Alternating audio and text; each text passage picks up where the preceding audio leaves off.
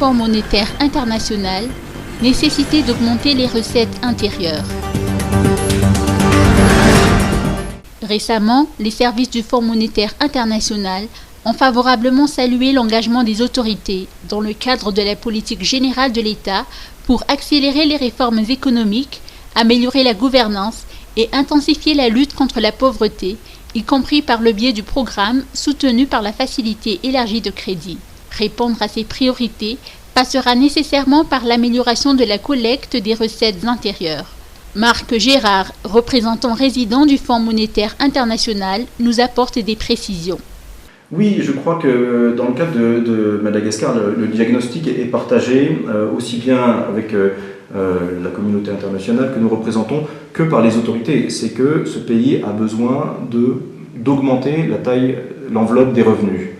Les revenus sont insuffisants à l'heure actuelle. Je pense que c'est une évidence pour couvrir les besoins en matière d'infrastructures publiques, les besoins en matière de santé, les besoins en matière d'éducation, les besoins en matière de sécurité.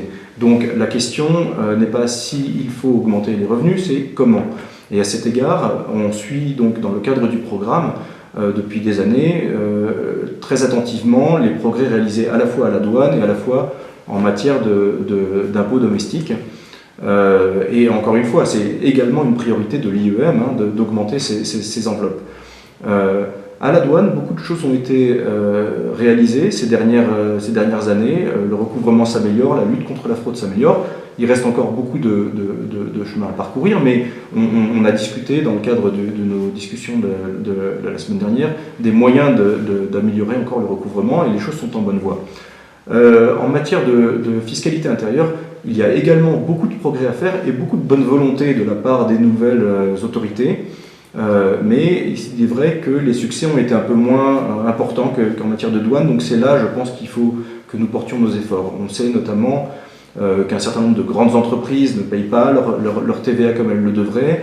Il y a beaucoup de domiciliation dans des offshore, c'est-à-dire hors de Madagascar, pour réduire les profits imposables.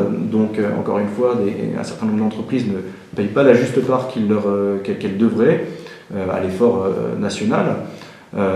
Et voilà, et de manière générale, on a un certain nombre de problèmes en matière de recouvrement qui peuvent être améliorés.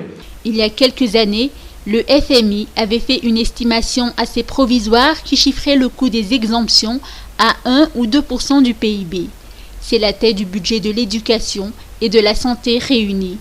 Parfois, les exemptions sont légitimes et parfois, elles le sont moins. Il importe ainsi de se pencher sur la question.